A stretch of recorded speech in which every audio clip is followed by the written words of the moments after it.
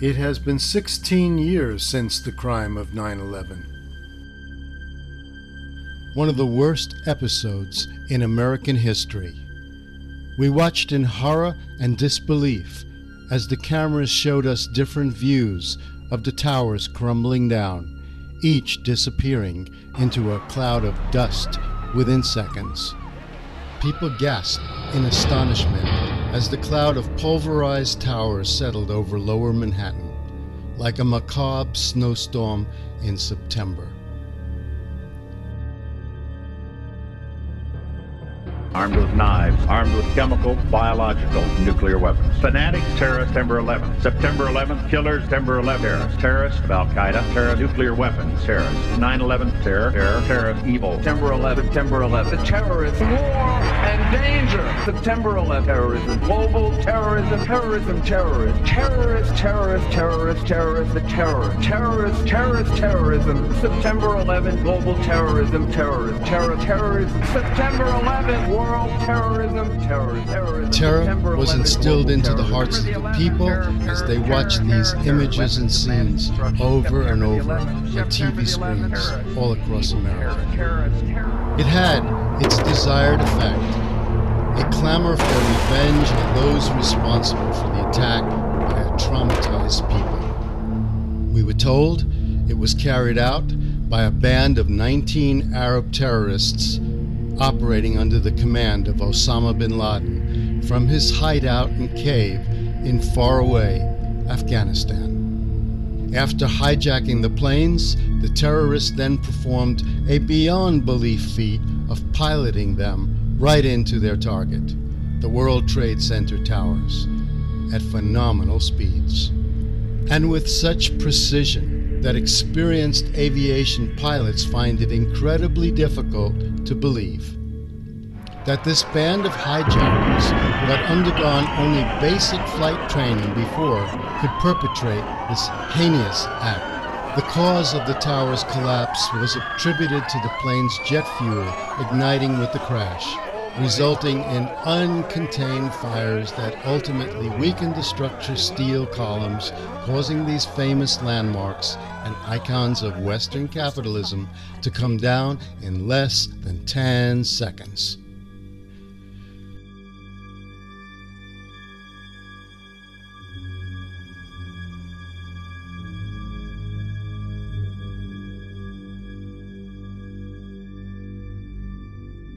Sweeping changes have since come about. The Patriot Act, the Department of Homeland Security, and several simultaneous wars going on in the Middle East. A police atmosphere is felt everywhere. At airports, we are sexually molested as part of TSA procedures. As our government representatives haggle over the issue of raising the debt limit in order for our nation to pay its bills, our country teeters on the verge of bankruptcy.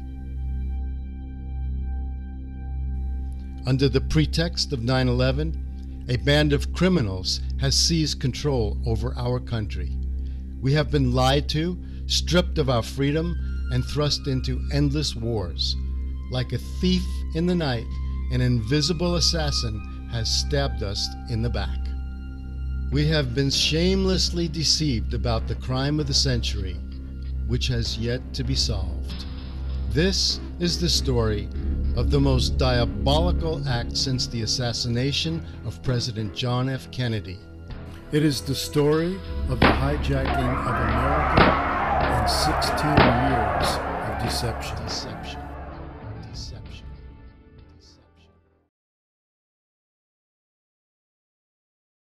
9/11. 9/11 happens. At the time, my wife and I were in Hawaii. We were attending a conference. 3:30 in the morning, I get a phone call. And it's one of my officers. I'd retired by that time. It was one of my officers who had served under me. And she said, "Sir, the United States is at war." I said, "See, what are you talking about?" She said, "Listen to me. go turn on the television. The United States is at war. I still didn't believe. I go turn on the television. Bingo, I see the towers coming down. I said, oh, that's a joke. I switched channels, towers going down. I switched channels, towers going down. I said, oh my God. I turned to Rima and I said, you watch. I guarantee you right now that the information about that attack was in the system and somebody missed it. And that's from my own personal intelligence background.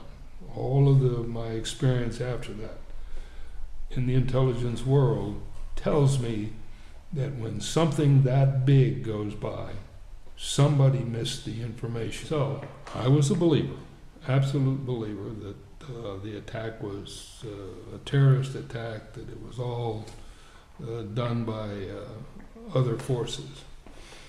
And after that periods, my wife began to put pieces together, and she said, I don't think that attack was done by the enemy, the terrorists that you indicated. I said, you're wrong. She said, I don't believe it. I said, you're wrong. And so she began to find bits and pieces of information, and she would present them to me, and I said, no, not my government. My government would not tell a lie like that.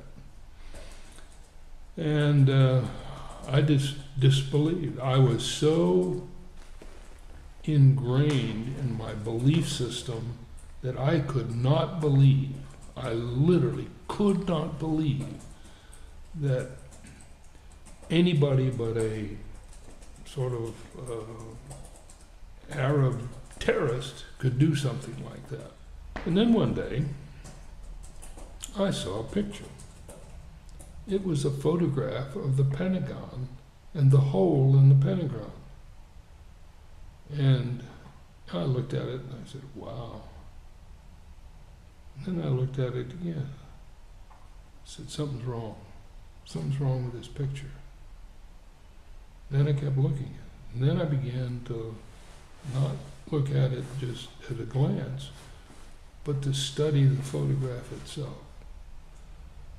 What's wrong with this picture? Why is your belly saying, my kinesthetic aspect of my processing system, saying something wrong with that picture? Well, there was something wrong. And so I analyzed it, not just photographically, I did measurements, I did all kinds of it. I checked the plane, the length of the nose, where the wings were. I did all of the measurements. I took the measurements of the Pentagon, the depth of the destruction in the Pentagon. Conclusion, airplane did not make that hole. I went public at the time. I am the highest ranking officer, I believe, that has ever gone public. That whatever that story was, the official story, was not true. Now, I was very careful to not say what it was because I couldn't prove it. I was careful to say it was not the airplane that did that, because I can prove that it was not the airplane. In the hole, however, was a turbine. Looked like the turbine from a missile. I can't prove that, I don't know, but there was something there that did not look like the engine from an airplane, but did look like a turbine from a missile. Later, I saw another photograph of one of the sensors on the outside of the Pentagon. Now, all of the sensors had been turned off, which is kind of interesting, isn't it? That day, why would all of the sensors around the Pentagon be turned off? Ooh, that's strange. scientist. I don't care what the excuse is, that's strange. There happened to be one that apparently did not get turned off, and in that picture, coming in, flying into the Pentagon, you see this object. And it obviously hits the Pentagon. When you look at it, it does not look like an airplane. Later, sometime later, after I'd gone public, that imagery was changed. It had, it got a new suit around it that now looked like an airplane. But when you take the suit off, it looks more like a missile, not like an airplane. Let me go back to the next, I think, very important piece of information. The amount of energy required to melt the girders, the steel in the tower, cannot be gotten to a melt point with the fuel that was in the airplane. Not possible. So any melting did not occur as a result of the hit from the airplane. Point. I call it dot, okay? Dot. When you look at the tower coming down, what you see are at each floor successive puffs of smoke. Puff, puff, puff, puff, puff, all the way down. What are the puffs of smoke coming from? Well, they claim they're from the collapsing floors. No, no, no. Those puffs of smoke are controlled demolitions. That's exactly what they are, because that's exactly how they work. And so the fact that the airplane hit, it did not cause that collapse of the building. The collapse of the building was caused by controlled demolition. Fact. Building 7, Silverberg, I believe is the name of the owner, was on video, and you could see Building 7, you could literally see it, and there was a fire in Building 7, no doubt about that. No airplane hit it. I assume that the fire came from debris, but I'm not even sure of that. But in the lower right-hand corner of the building was a fire. A very big fire, it didn't appear to be out of control. It certainly was in a small part of the building. But then he is heard on the video, okay? And he says, "Pull it." And then the building collapsed. A call from the fire department commander telling me that they were not sure they were going to be able to contain the fire. And I said, you know, we've had such terrible loss of life. Maybe the smartest thing to do is pull it. And they made that decision to pull, and then we watched the building collapse.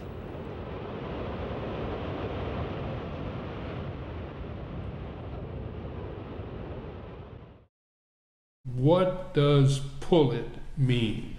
What do the words pull it mean? Let me tell you, that's the order for controlled demolition. That is the phraseology that's used for blowing up something. And that's when Building 7 blew up. Standing at a location that has come to be known widely across the world simply as Ground Zero. Right behind me is where the Twin Towers had once stood. And currently the area is under renovation in what will become in part a memorial to the some 3,000 victims from over 80 different countries who were murdered on September 11, 2001. Many of us will never forget the images that were broadcast on that tragic day. But largely and widely unknown across the world is the fact that a third building also went down on the morning of September 11th. Now, more on the latest building collapse in New York. You might have heard a few moments ago I was talking about the Salomon Brothers building collapsing, and indeed it has. Apparently that's only a few hundred yards away from where the World Trade Center towers were.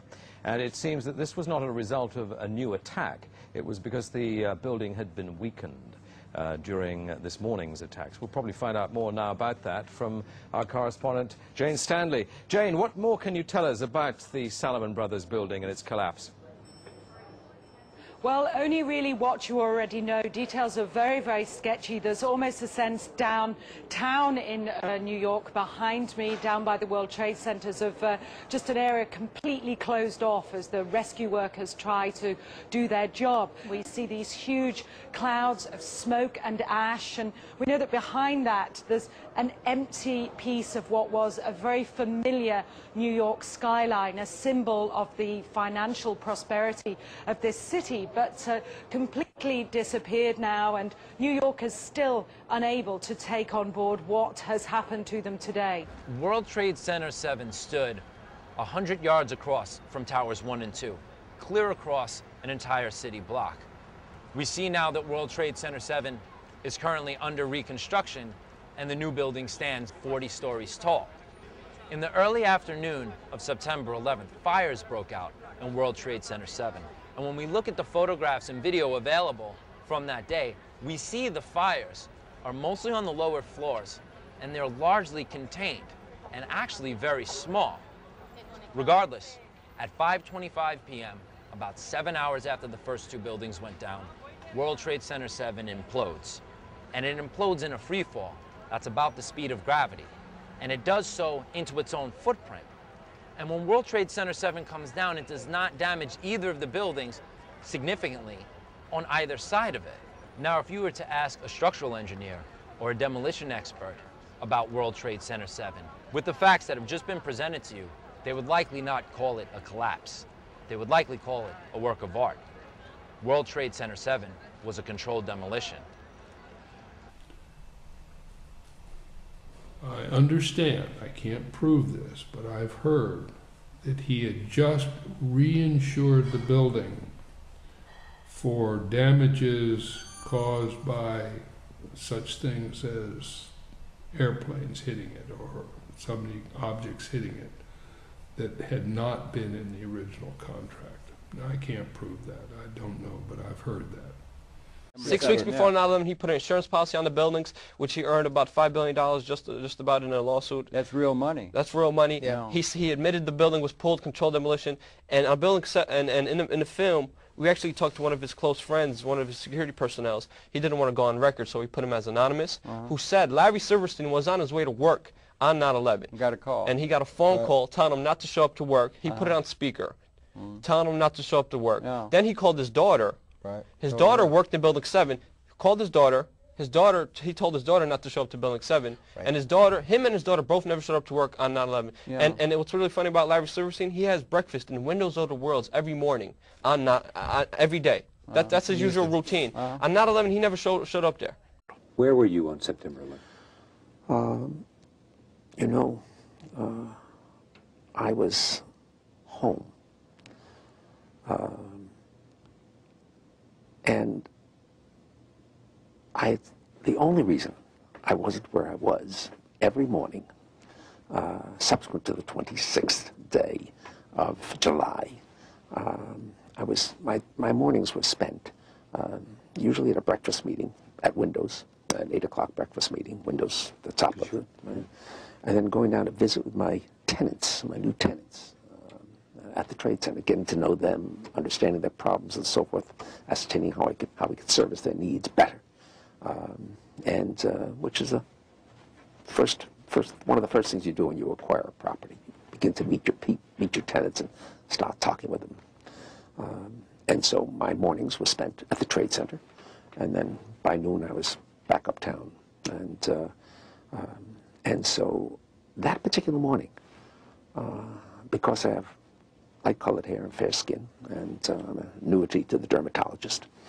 My wife, God bless her, had made an appointment for me at the doctor. And I remember dressing to go to the doctor. I'm finally saying to my wife, I said, sweetheart, I've got so much to do downtown. I got to cancel this. I've got to go downtown. And she said, you're not going to cancel this appointment. You're going to the dermatologist. And, you know, having been married now to the same woman for 46 years, you get this sense of determination on occasion, their voices. And I said, okay, yes, dear, I'll go. I'll go. And then just minutes later, received a telephone call to turn on a television set and witnessed this horrendous circumstance. The first plane hitting and then the second plane hitting. Of course, with the second hit, it became obvious that this was terrorism. But thereafter was absolute hell because so many of our people were down there. We were in occupancy, temporary occupancy of the 88th floor of the North Tower prior to moving permanently into the 91st floor of the North Tower. And so my children, two of my children, Roger and Lisa, both worked with me. They were on their way to work at 9 o'clock. Many others, you know, about 100 people with us on their way to work. And as it turns out, had the plane struck 15 minutes later, our firm would have been decimated. As it is, we lost 4 of our people, 2 of whom I had hired just a few weeks prior to that. And there are 6 children among them. And it was a horrendous, horrendous experience.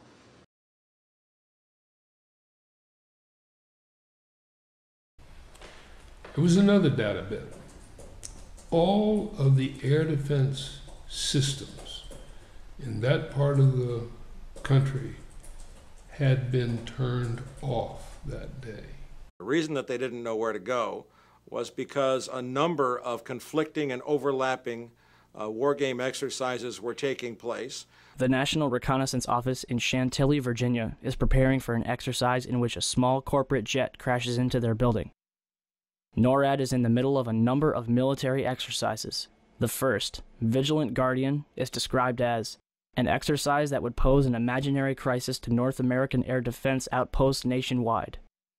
The second, Northern Vigilance, moved fighter jets to Canada and Alaska to fight off an imaginary Russian fleet. 3 F-16s from Washington, D.C.'s National Guard at Andrews Air Force Base, 15 miles from the Pentagon, are flown 180 nautical miles away for a training mission in North Carolina. This left 14 fighter jets to protect the entire United States. They were dealing with as many as 22 possible hijacks on the day of 9/11, and they couldn't separate the war game exercises from the actual hijacks. Is this real world or exercise? No, this is not an exercise, manifest. And they would ask the commissioners, why didn't you deal with the war games? And the commissioners said, oh, well, we were told that was unimportant. AP learned of the drills because at a Homeland Security function after 9/11, they bragged about it. Oh, we had foresight. We were running drills that very morning. Then senior FAA officials ordered air traffic controllers to shred the tapes from 9/11 in violation of federal law.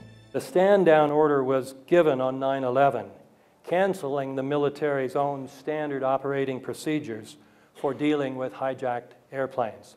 NORAD was founded in 1957, and generals always had the power to shoot down or intercept hijacked aircraft. Such interceptions usually occur within 10 to 20 minutes after the first sign of trouble. This is a routine procedure happening about 100 times a year. If you've read the story in Popular Mechanics, you know, one of their big lies is, oh, gee, there's only been one such interception in the last several years. No, it's a routine procedure, about 100 times a year. But on June 1st, 2001, just 3 months before 9/11, Dick Cheney ordered Donald Rumsfeld to allow him to take control of NORAD itself and the shoot-down procedure, and remove that power from the general. Here is a copy of the memorandum from Rumsfeld to the Joint Chiefs, telling them they no longer have any authority. All of the air defense systems had been turned off. Why? Apparently because the vice president was out in Colorado and he ordered them turned off. Why would you turn off all of the air defense systems on that particular day unless you knew something was going to happen? It's a dot. It's information. But strange that everything got turned off that day. Dot. There was an exercise that was designed for the air defense systems that was an attack on the towers by airplanes. Isn't that strange that we had an exercise that mimicked what really happened? Strange that we had planned an exercise that was exactly what happened. And at the same time, the air defense systems were turned off. Don't you find that strange?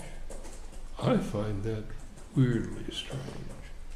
Dot, yeah, just a piece of information. But how does it correlate with everything else? See, so you see the dots. You have all of these dots. They're just bits of information, but that's exactly how the intelligence world works. You get a bit of information here, you get an information here, a bit here, and a bit here, and pretty soon you've got a picture. To me, what does the picture say? Picture says that what we heard and were told in the newspapers, the media, was not the real story. If there's enough doubt in the official story where the stories are absolutely not consistent with what happened, that they paint a different picture than the one that was given to the media,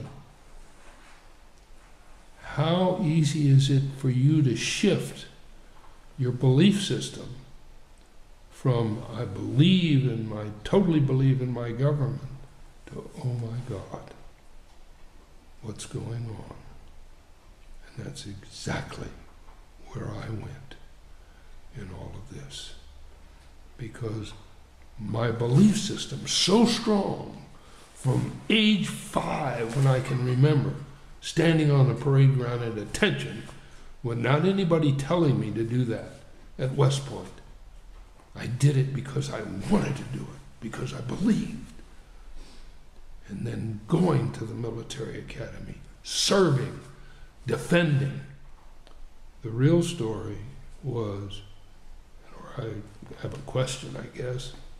The real story to me is, who was the real enemy?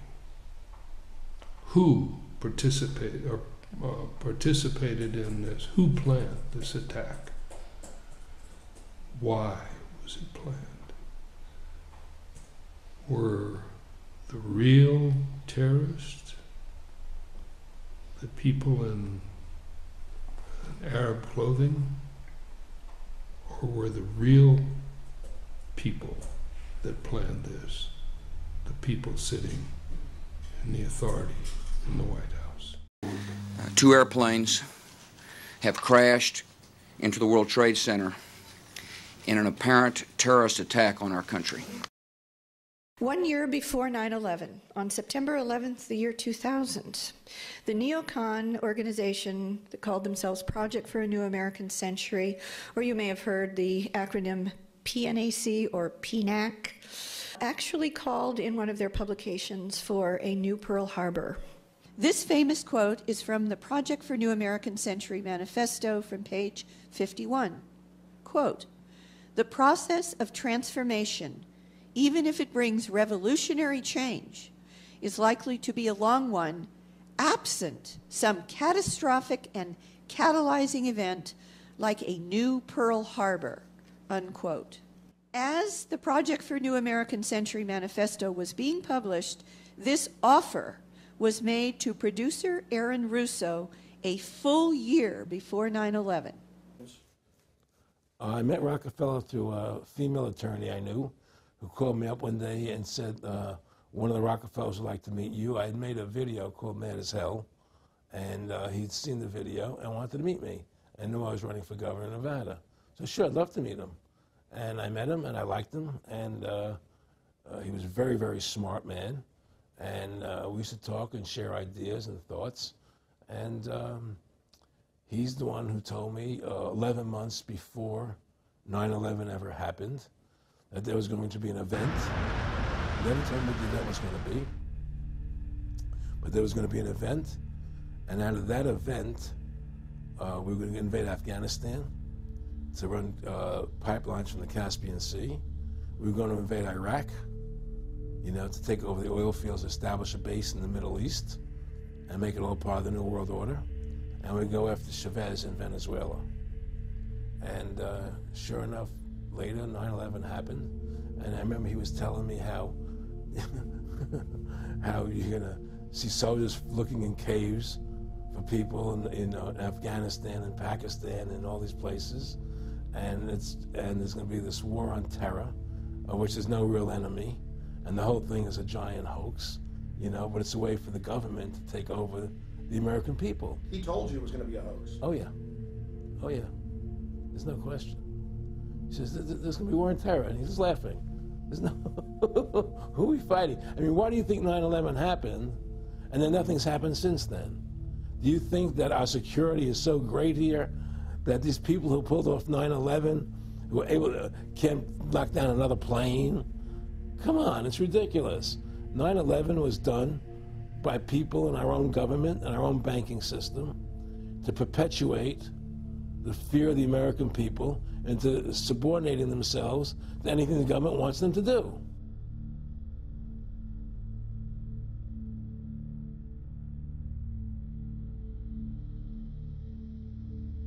If he joined them, Russo was told, he would, quote, be spared the police state measures, the domestic surveillance state measures, that would be imposed on the rest of the American public.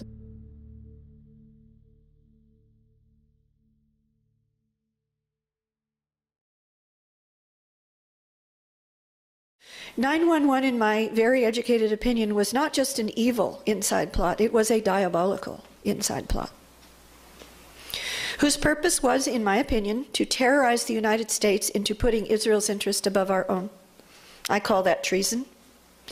To get the United States military into the Middle East, as Nicholas Rockefeller told Russo a year before 9/11.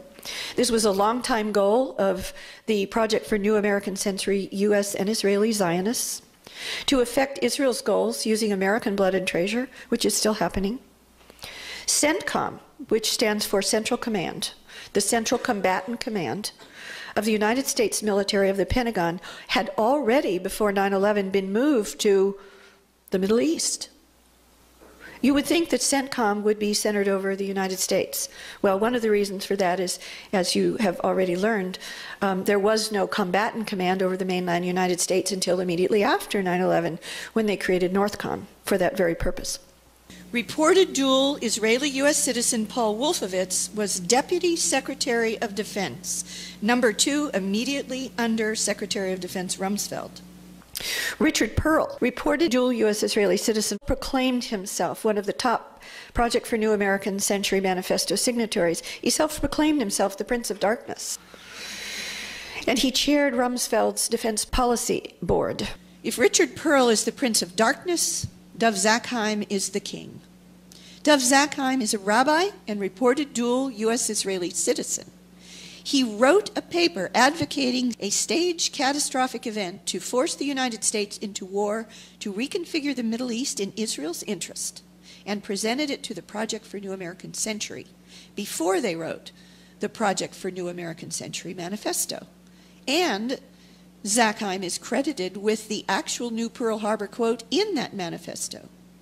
Zakheim headed all of the Pentagon's accounts as its DoD comptroller under Rumsfeld, as the $2.3 trillion was announced being missing the day before 9/11 on September 10th. According to some estimates, we cannot track $2.3 trillion in transactions. CIA whistleblower Susan Lindauer says it was really $9.1 trillion and that it had gone for Israel. Pentagon auditors tracking the missing money, killed on 9/11 by inside explosives in the Pentagon, and the records were destroyed. Zackheim was the chief executive officer of Systems Planning Corporation, a defense contractor that specialized in remote control of airplanes, especially drone aircraft, used in U.S. military exercises, and a special system which destroyed them in their terminal phases. This is what the evidence shows actually happened at the Pentagon on 9/11.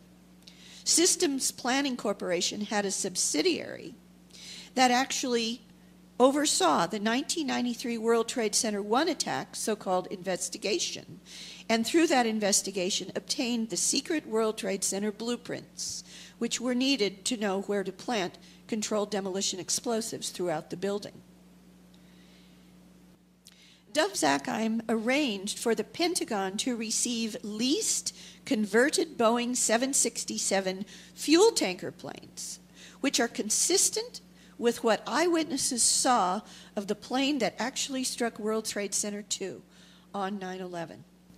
Reported dual Israeli-U.S. citizen Philip Zelikow headed the 9/11 Commission cover-up as its executive director. Reported dual U.S. Israeli citizen Michael Chertoff headed the Department of Justice alleged, quote, investigation, which is a cover-up of 9/11, and became the second new Department of Homeland Security director. So we must ask, whose homeland and whose security? The insider 9/11 plot was the highest evil because it was premeditated. It was based on a Hitlerian scale big lie. We have seen that not just the whole official story of 9/11 is a lie, but every single individual part of it is a lie. The 9/11 plot was designed to kill masses of our innocent fellow citizens. It was designed to falsely blame and demonize Muslims who could not have done it and did not do it. It was created to justify the invasion of their lands in the Middle East for geopolitical power, oil, and Israel's interest. The aggressive 9/11 wars that have killed hundreds of thousands, displaced millions, and cost our country trillions are based entirely on lies and are the highest crime under international law and the Nuremberg Principles, which we wrote as the victors over the Nazis in World War II. So what is the source of this high evil? Incredibly, it is the mentality of Nazism. So who and what are the neocons really? The 9/11 Pentagon neocons, Wolfowitz, Prince of Darkness himself, Richard Pearl, Shalabi, Khalilzad, were all students and are followers of neocon chief philosopher Leo Strauss. They all studied under Professor Strauss at the University of Chicago, and Professor Strauss' ideology is even more extremist than his personal mentor and sponsor in Germany, Hitler's own legal theorist Carl Schmitt. The Schmitt-Strauss doctrine is that the state needs enemies and must create them if necessary, and must fabricate lies for the many, for the people, while its leaders, quote, embrace the darkness, unquote. We also have to work the dark side, if you will. We're going to spend time in the shadows. Leo Strauss taught that, quote, those who are fit to rule are those who realize there is no morality and that there is only one so-called natural right, the right of the superior man to rule over the inferior. This is from Leo Strauss and the American Right, a book published about Strauss's so-called philosophy in 1997. Leo Strauss's neocons literally brainstormed the attacks of 9/11 decades before those attacks. Attorney Stanley Hilton studied under Leo Strauss with Paul Wolfowitz and Richard Pearl at the University of Chicago. Hilton's senior thesis under Strauss detailed a plan to establish a presidential dictatorship in the United States using a fabricated Pearl Harbor-like incident as its justification. Stanley Hilton, Richard Pearl, Paul Wolfowitz, Leo Strauss, and others discussed an array of different plots and incidents like September 11th and flying airplanes into buildings way back in the 1960s. And note that the book that Donald Rumsfeld, Secretary of Defense, passed out hundreds of copies of shortly before the 9/11 attacks was the 1962 book by top neocon Roberto Wolfstetter. The 9/11 neocon's mentor's mentor, therefore, was Hitler's own justifier of evil, Nazi Carl Schmitt. This is a quote from Professor Francis Boyle, an internationally renowned professor of international law at the University of Illinois. Quote, Schmitt was the most notorious Nazi law professor of his day, justifying every atrocity the Nazis inflicted on everyone. We're talking about the Holocaust. We must understand that these so-called neoconservatives are, in fact, neo-Nazis. They espouse the Nazi doctrine of Schmitt and Strauss and Machiavelli and Nietzsche, the doctrine of the Superman, unquote. This is what internationally acclaimed journalist Seymour Hersh had to say. Quote, we, that is the United States, has been taken over basically by a cult. 8 or 9 neoconservatives, we've seen they're really neo-Nazis in their mentality, have somehow grabbed the U.S. government. Just how and why they did it so efficiently, we'll have to wait for much later historians and for better documentation than we have now. But they managed to overcome the federal bureaucracy and the Congress and the press with the greatest of ease. This does say something about how fragile our democracy is, unquote. Lawrence Wilkerson, who was Chief of Staff to Secretary of State Colin Powell in the Bush-Cheney administration, about this same coup said, it's not a coup, it's worse. This is how retired 4-star U.S. Army General and top NATO commander Wesley Clark put it in a 2003 public address at the Commonwealth Club in San Francisco. What happened in 9/11 is we didn't have a strategy, we didn't have bipartisan agreement, we didn't have American understanding of it, and we had instead a policy coup in this country. A coup. A policy coup. Some hard-nosed people took over the direction of American policy, and they never bothered to inform the rest of us. Then I came back to the Pentagon about 6 weeks later. I saw the same officer. I said, why haven't we attacked Iraq? We still going to attack Iraq? He said, oh, sir. He says, it's worse than that. He said, he pulled up a piece of paper off his desk. He said, I just got this memo from the Secretary of Defense's office that says we're going to attack and destroy the governments in 7 countries in 5 years. We're going to start with Iraq, and then we're going to move to Syria, Lebanon, Libya, Somalia, Sudan, and Iran. I sat on this information for a long time, for about 6 or 8 months. I was so stunned by this I couldn't begin to talk about it. And I couldn't believe it would really be true, but that's actually what happened. These people took control of the policy in the United States. And I realized then, it came back to me, a 1991 meeting I had with Paul Wolfowitz. You know, in 2001 he was Deputy Secretary of Defense, but in 1991 he was the Undersecretary of Defense for Policy. It's the #3 position in the Pentagon. It was a pretty stunning thing. You mean the purpose of the military is to start wars and change governments? It's not to sort of deter conflict? We're going to invade countries? And you know, my mind was spinning. And I put that aside. It was like a nugget that you hold on to. This country was taken over by a group of people with a policy coup. Wolfowitz and Cheney and Rumsfeld, and you could name a half-dozen other collaborators from the Project for a New American Century. They wanted us to destabilize the Middle East, turn it upside down, make it under our control. It went back to those comments in 1991. Now, did anybody ever tell you that? Was there a national dialogue on this? Did senators and congressmen stand up and denounce this plan? Was there a full-fledged American debate on it? Absolutely not. And there still isn't. The truth is Our government was and still is penetrated and controlled by a Zionist Israeli fifth column that took over the White House, the Congress, the military-civilian superstructure, key military officers and intelligence personnel, and the mainstream media leading up to, on, and after 9/11. The level and extent of this penetration is unprecedented in the history of the world and amounts to a literal invasion by an un-American and hostile force.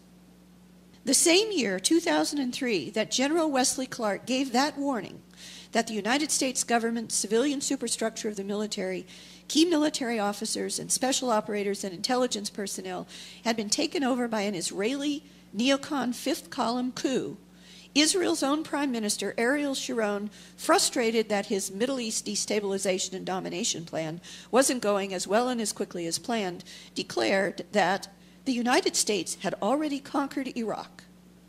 Remember Bush's famous false and absurd premature mission accomplished speech from the deck of a Navy ship that same year, 2003? Ariel Sharon went on that it was time that the U.S. marched against Libya, Syria, and Iran. Note that President Obama has made Sharon's Libya demand already a reality, that the U.S. is now destabilizing Syria by supporting none other than al-Qaeda-affiliated Syrian so-called rebels, and that the war drums are building now for an attack on Iran. I do not believe it is a coincidence that the same lead actor who played in the movie Pearl Harbor, Ben Affleck, that prepared the ground for the American public to accept the, quote, new Pearl Harbor, unquote, meme for the inside job 9/11 attacks, just happens to be the producer, director, and leading actor of the new movie Argo, a transparent piece of Hollywood CIA propaganda which is intended to demonize Iran and prepare the American public to now accept a war against that final nation in the neocons' quickly falling row of Middle East dominoes. Dr. Alan Strabrowski, thank you so much for joining us on The Autograph. My pleasure, Susan. Tell us how you make the case for Israel's involvement in the tragic 9/11 attacks. There were several different ways of doing it, Susan, and this may be a little bit more background than some of your people need, but I began to have suspicions about what had happened on 9/11 about 2 weeks after the attacks. There were several discontinuities that made no sense to me whatsoever. The behavior on the part of some of the named terrorists, these 19 Arabs on 4 planes, running around flying schools like loose cannon, not having the pilot skills to fly the aircraft, no recognition for what they had done afterwards in their own area, their own community. And it struck me that for many reasons, none of the arguments that were being given for what they did made any sense. But I then immediately forgot about it until about 2 years ago. And then I came across a video which I found to be extremely disturbing. That video was an interview with a Dutch demolitions expert named Danny Jowenko. Danny Jowenko heeft er nooit van gehoord. Zijn reactie op de beelden die we laten zien is onbevangen. Zie je vanaf boven gaan? Nee, je gaat vanaf onder. Die gaat vanaf onder, ja. Toch? Ja. Ze hebben gewoon kolommen weggeblazen. Er is nagesprongen. Dit valt anders dan het World Trade Center. Vind je niet dan? Ja, je ziet het, de onderste verdiepingen gaan eerst. Ja, en de rest zakt er gewoon in. Dus dit is controlled demolition. Zeker weten? Zeker weten. Er is nagesprongen. Dit is in opdracht gebeurd. Dit heeft een team gedaan van experts. Maar dit is ook op 11 september gebeurd. Dezelfde dag? Dezelfde dag. Dezelfde dag? Weet je dat zeker? Ja.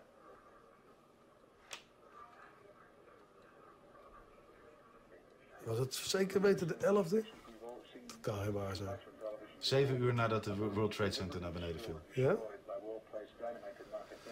Hebben ze hard gewerkt. You saw that there was effectively no damage to any face of the building. It had not been hit by a plane. It had not been taken major trauma from debris. And it went straight down into its own footprint, in about 7 seconds in what was visibly a controlled demolition. You know, and it was pretty clear that whatever those 19 named Arabs on 4 planes, 2 of them at the World Trade Center, had or had not done, they could not have had any possible effect on that 3rd building going down. Shortly after that, I came across, partly out of my own curiosity, which this definitely aroused, and a very extensive video, both of which I've cited, by the way, in some of my recent articles, which were taken on 9/11 itself from what became Ground Zero, the base of World Trade Center 1 and 2, the Twin Towers, involving police, emergency services personnel, newspaper and television correspondents, and you can see and hear secondary explosions at the base of the World Trade Center buildings. Yeah, here's one of the guys who can tell you I'm okay, all right? Here, hold on. You want to call your mother or something? You gotta get back from here. Mom, You know that. You all gotta right. get back. All right? Don't worry about me. You need to make calls right now. All right. Hours after the attack, many smaller explosions rumbled through downtown. Because once the tower fell, you heard boom, boom, boom, boom, boom, boom, boom. And we heard this boom, boom, boom. They were planned to take down a building. Boom, boom, boom, boom, boom. Now, planes impacting at 800 to 1,000 feet above the ground are not going to cause secondary explosions at the ground floor. And this followed over into other reports, also there on September 11th, about vans in the area, white vans. In one case, a van was picked up by police and people arrested at the access to a major bridge. The van was filled with explosives. And word late tonight that 2 suspects are in FBI custody after a truckload of explosives was discovered around the George Washington Bridge. That bridge links New York to New Jersey over the Hudson River. Whether the discovery of those explosives has anything to do with other events of the day is unclear, but the FBI has 2 suspects in hand, said the truck load of explosives, enough explosives were in the truck to do great damage to the George Washington Bridge. But they arrested the 2 suspects and they're questioning them as we speak. And the 2 people in it were Israelis. In Bergen, New Jersey, same day, a van with several people in it had set up cameras. Before the first plane hit, they were filming the Twin Towers and they were celebrating. High fives. It was a good thing for them. Residents called police. Police arrested them. All 5 were Israelis. I grabbed my binoculars and I could see the towers from my window. And this is where I'm looking. And all of a sudden, down there, I see this van parked. And I see 3 guys on top of the van. And I could see that they were like happy. You know, they didn't look shocked to me. You know, they didn't look shocked. I thought it was very strange. Just happened to see the van and, hollered over to my lieutenant. I think that could be the van. We checked it out and it was. We were all on edge, obviously, so I really wasn't looking to make friends with these people, and neither were the officers that I were with. Once we started talking to them, they were pretty much like, hey, we're not against you, we're with you. What intrigued me, in addition to angering me, was that within days, all of these reports disappeared from the media. Most Americans don't know that a 3rd building went down at the World Trade Center. Most have never heard about the secondary explosions reported by CNN, ABC, Fox, and others at the foundation of World Trade Center 1 and 2. None have ever heard about the vans. So I began looking at this very carefully, and one of the things that I began looking at was just what would it have taken for a special operations group of any particular nationality to have done 9/11, either by having taken control of the operation we have been told about, of the 19 named Arabs on 4 planes, or having run a parallel operation where you have 4 planes being hijacked, but there is another operation being done with those in concert. And I picked up 3 particular factors that would need to be taken into account. One was motivation, a second was expertise, and the third, the critical one, was access. Now, when it came to motivation, it's probably a very sad commentary on where we are in the world today, that there are an awful lot of countries and groups out there in the world that have either real or contrived reasons to hate America. It wasn't that way when I was a young man, but then many things weren't the same way now as they were when I was a young man. But almost all of the groups and countries that might want to do this only had a negative reason for doing it. They wanted to hurt us. The Israelis had a positive reason, and it's one that a number of their supporters had talked about from the 1990s on up, and what was called the Project for a New American Century, whose members included, by the way, later Vice President Richard Cheney, later Defense Secretary Donald Rumsfeld, and many of the so-called neoconservatives, most of them Jewish but not all, who came into the first Bush administration. Israel had a positive reason, and it was get the United States involved in a war in the Middle East with a powerful, enraged, anti-Islamic strain within the American public, that they needed a catalytic event to produce this. They even talked about it in terms of another Pearl Harbor is needed to bring the American people into this fight. The second was expertise. Lots of expertise out there. Bringing buildings down and controlled demolitions is something that almost any intelligence agency of any country in the world can do or can contract. There are many private agencies that do this. But one thing is absolutely clear. Neither those 19 named Arabs on the plane nor Al-Qaeda as an organization had the expertise, the technical expertise to do that. And there is one very clear proof of that. If Al-Qaeda and its affiliates had had the ability to wire even one building for a controlled demolition at the World Trade Center, much less all 3 of them, the so-called green zone in the heart of Baghdad would have been a pile of rubble. And it wasn't. But the last is access. The World Trade Center security was an Israeli-owned company. Security at all 3 of the airports from which the 4 aircraft on 9/11 departed, ICTS, was an Israeli security company. That security company, by the way, also had security at the airports in Paris and Amsterdam later, from which the so-called shoe and underwear bombers departed. The security company at the World Trade Center had 24/7 state-of-the-art electronic surveillance and foot patrols. Wiring a building for a controlled demolition, and I must confess here, this is not my specialty. I have heard what people who do this for a living have said about it, but it is not my specialty. But the description of it in the video of Danny Jawenko that I mentioned to you is a very good one on this, and he described it in which if you needed to do it in a few hours, you would need 30 to 40 people, fewer if you had more time, cutting open the walls, literally cutting open the walls, all the way around the building, implanting the explosives, running detonator cord and cable, wires to put them to a control system, coordinating all of this activity. This is not something that involves the casual bringing in of a briefcase and leaving it at the foot of a building's elevator and going out again. This is extensive work. And it would require the type of extensive sustained access that could not go unremarked by the security forces in place on this.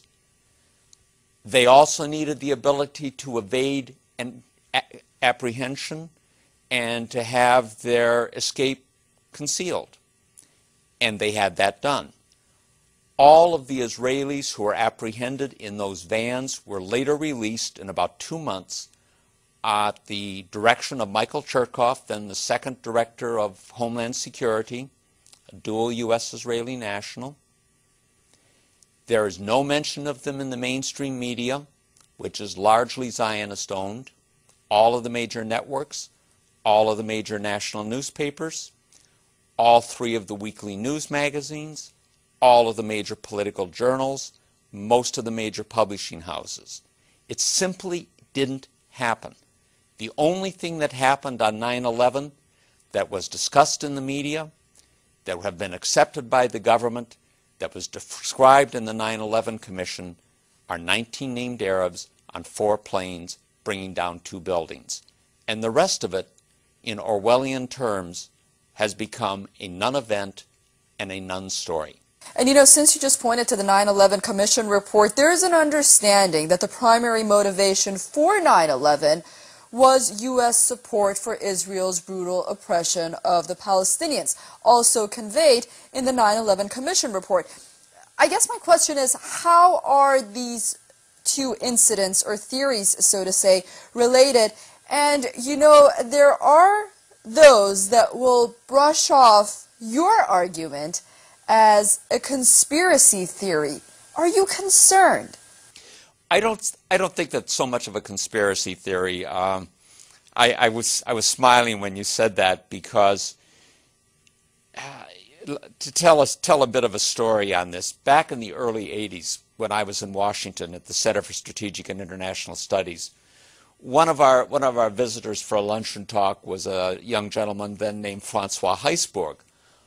Heisbourg was the special assistant to French President Francois Mitterrand. And I don't know how the subject came up, but he said, you know, Americans never see conspiracies anywhere. We French, he said, we see conspiracies everywhere. And both of us are wrong. This is not a conspiracy in the sense that it is usually used, the word is usually used, which is to denigrate an opposing argument. When someone in the United States says that that's a conspiracy or that's a conspiracy theory, by definition they mean it is irrational, illegitimate, and without proof. All I would suggest to people is that you look at the films of WTC-7, that 3rd tower going down on September 11th. You look and listen to the reports on September 11th with the secondary explosions. These are not fantasies. They happened. You look at the reports on September 12th of the apprehension of Israelis with vans of explosives and cameras filming the events on September 11. These are not fantasies.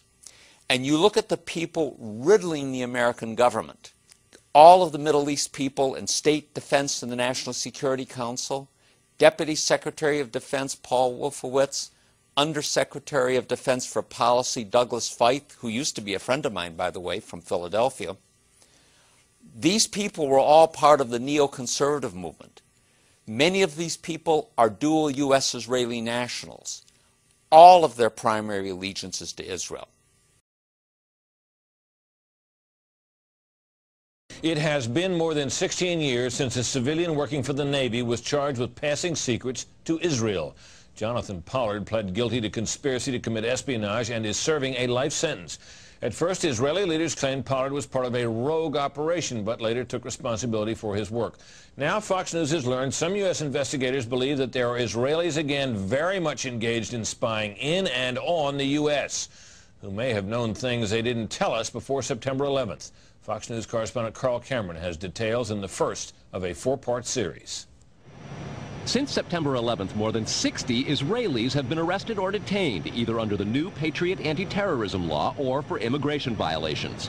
A handful of active Israeli military were among those detained, according to investigators, who say some of the detainees also failed polygraph questions when asked about alleged surveillance activities against and in the United States.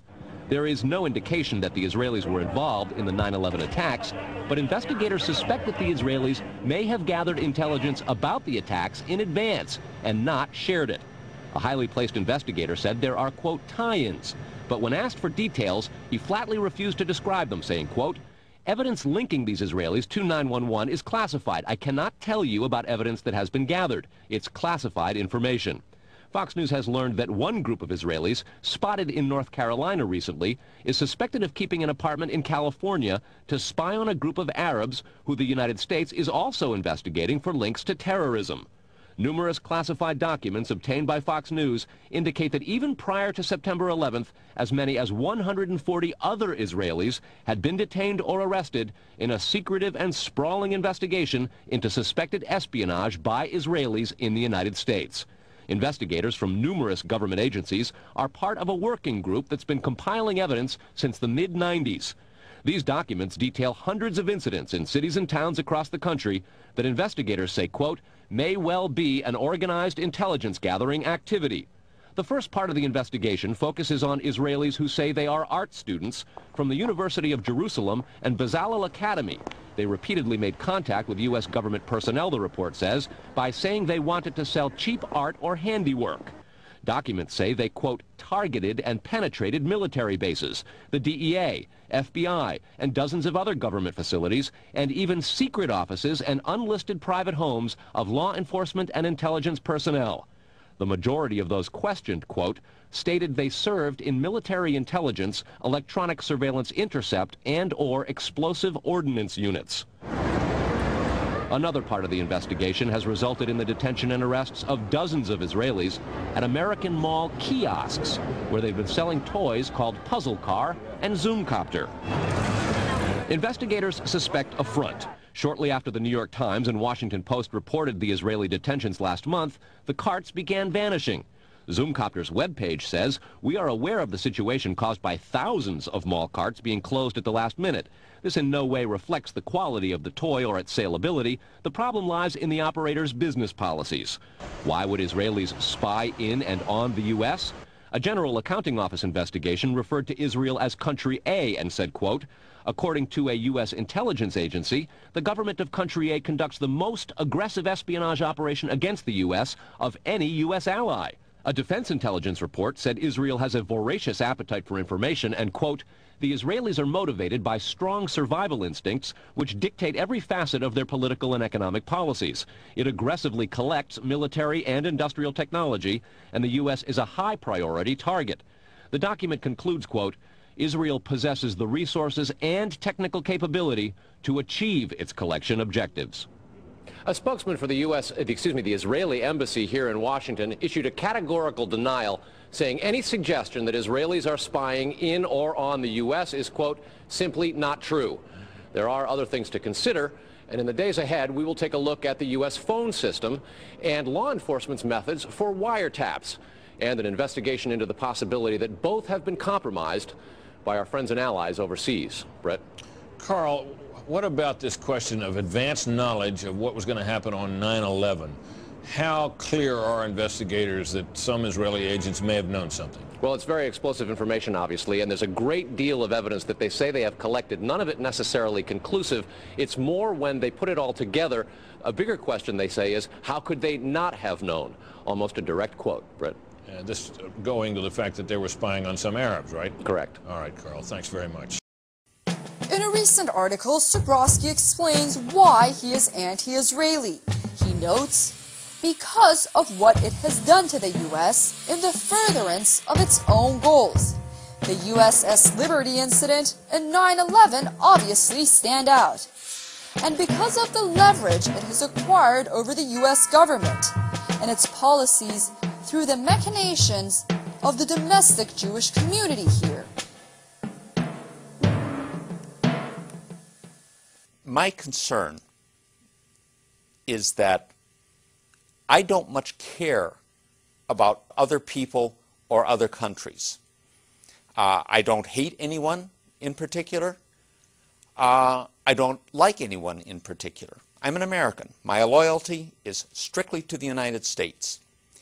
And I don't care what my ethnicity is or what my ancestry is. My allegiance is that. And my concern is only whether something helps or hurts the United States. And I think anyone who's a citizen of any country can very properly have similar feelings toward their country.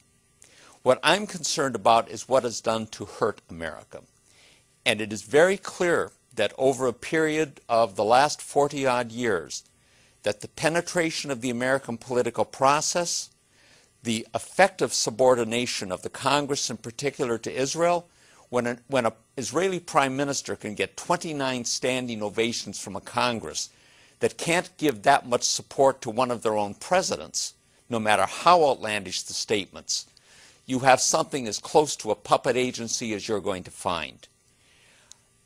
Our policy in the Middle East has for decades been manipulated increasingly in terms of what benefits Israel and not what benefits the United States, even when that policy is articulated and supported by individuals who are sworn officials of the United States government.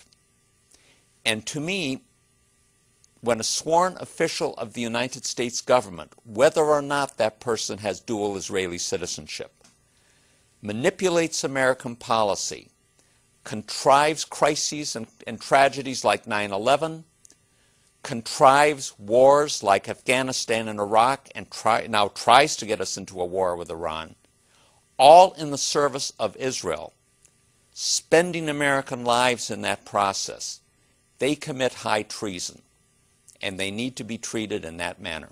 There's a time when the operation of the machine becomes so odious, makes you so sick at heart that you can't take part. You can't even passively take part. And you've got to put your bodies upon the gears and upon the wheels, upon the levers, upon all the apparatus, and you've got to make it stop. And you've got to indicate to the people who run it, to the people who own it, that unless you're free, the machine will be prevented from working at all. That unless you're free, the machine will be prevented from working at all.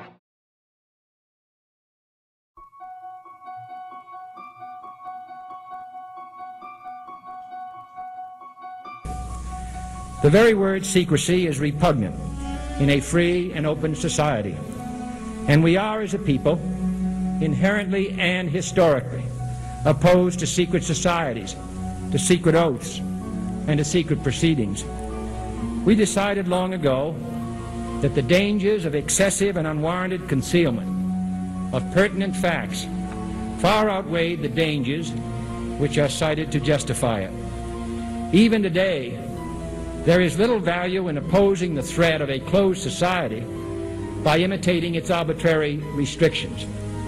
Even today, there is little value in ensuring the survival of our nation if our traditions do not survive with it. And there is very grave danger that an announced need for increased security will be seized upon by those anxious to expand its meaning to the very limits of official censorship and concealment. That I do not intend to permit to the extent that it's in my control. And no official of my administration, whether his rank is high or low, civilian or military, should interpret my words here tonight as an excuse to censor the news, to stifle dissent, to cover up our mistakes, or to withhold from the press and the public the facts they deserve to know. If the press is awaiting a declaration of war before it imposes the self-discipline of combat conditions, then I can only say that no war ever posed a greater threat to our security. If you are awaiting a finding of clear and present danger, then I can only say that the danger has never been more clear, and its presence has never been more imminent. It requires a change in outlook, a change in tactics, a change in missions by the government, by the people, by every businessman or labor leader, and by every newspaper. For we are opposed around the world by a monolithic and ruthless conspiracy that relies primarily on covert means for expanding its sphere of influence, on infiltration instead of invasion, on subversion instead of elections, on intimidation instead of free choice, on guerrillas by night instead of armies by day. It is a system which has conscripted vast human and material resources into the building of a tightly knit, highly efficient machine that combines military, diplomatic, intelligence, economic, scientific, and political operations. Its preparations are concealed, not published. Its mistakes are buried, not headlined. Its dissenters are silenced, not praised. No expenditure is questioned, no rumor is printed, no secret is revealed.